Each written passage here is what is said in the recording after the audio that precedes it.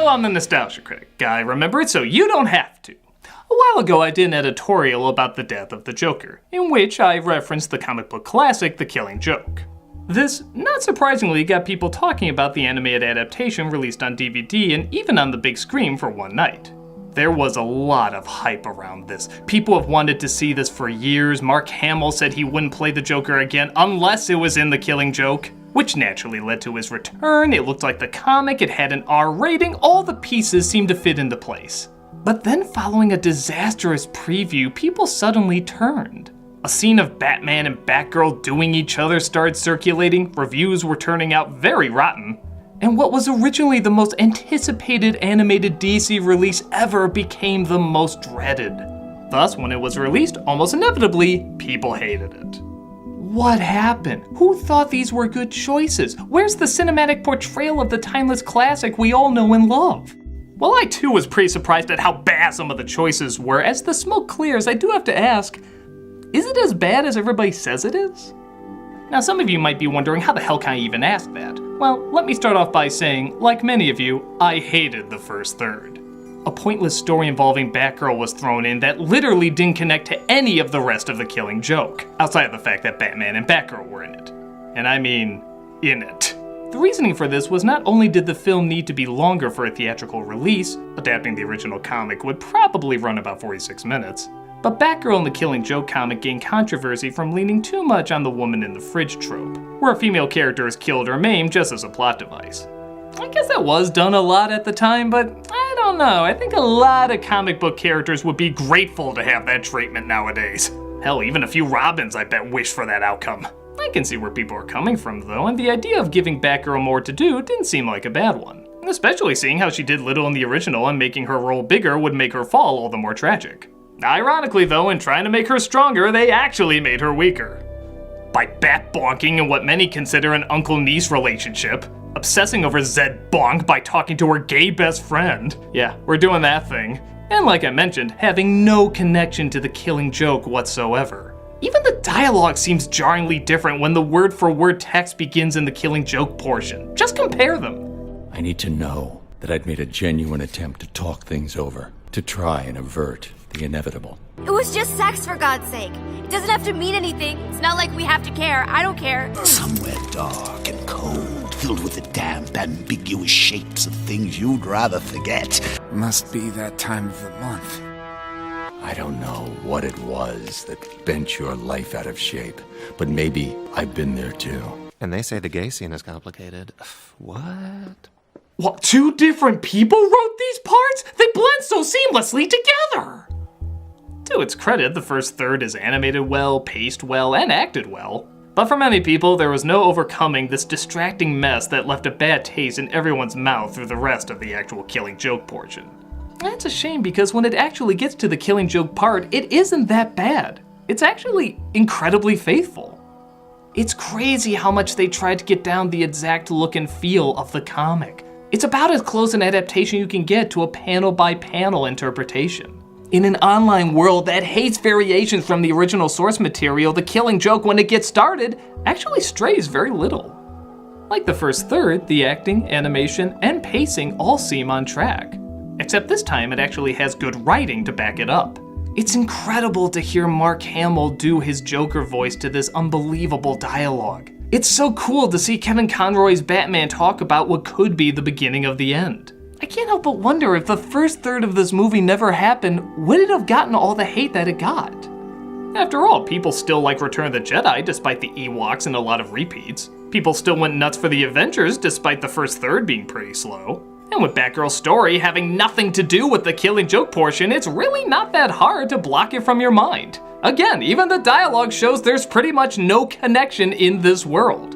I did an editorial about whether or not the ending can ruin an otherwise good film. And like many things, it depends on the eye of the beholder. And for many people, the sins of the first third are so bad they can't be removed from the final product. Whenever they think of the animated Killing Joke, they'll always connect this first part. But let's just try it. Let's pretend the first third of this movie never happened, and the Killing Joke started when the Killing Joke starts and it's only 45 minutes. How would it rate?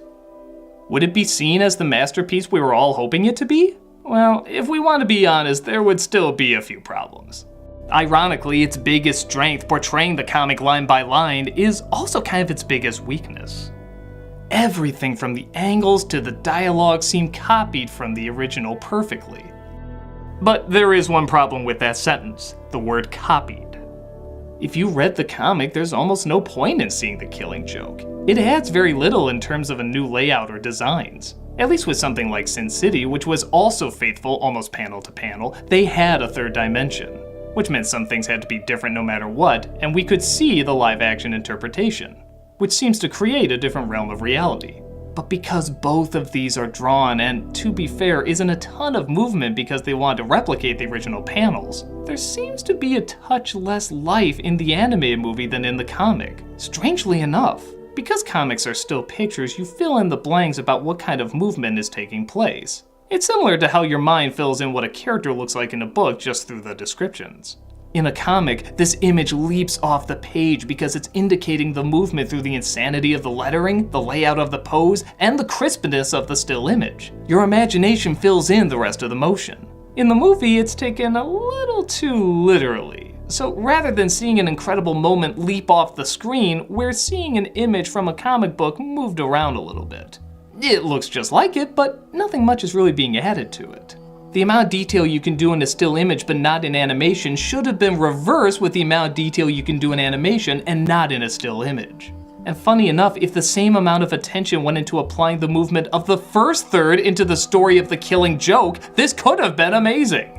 Imagine the movement of the truck scene done with this reveal of the Joker. There's other missing details too that would have helped make this more of a spectacle. Joker sees an image of a fat lady at a carnival and thinks back to his pregnant wife.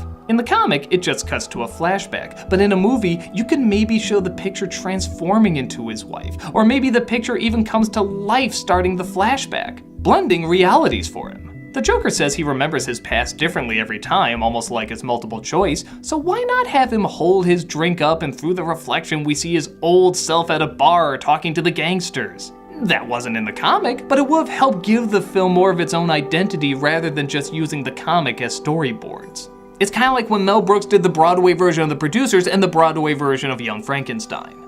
The Producers was based on the original story, but there were a lot of changes to it, making it enough of its own thing. Young Frankenstein was all the same, just with songs put in, thus it didn't do as well. Being your own interpretation, even if it's already based on something else, is very important. But there are one or two differences though. Like there's a song sequence when the Joker is torturing Commissioner Gordon. Now that's not in the original, but let's be honest, if the Joker could put one in, he would. It's really not a bad idea, especially, again, in giving the film a little bit more of a unique energy. But it seems a little toned down.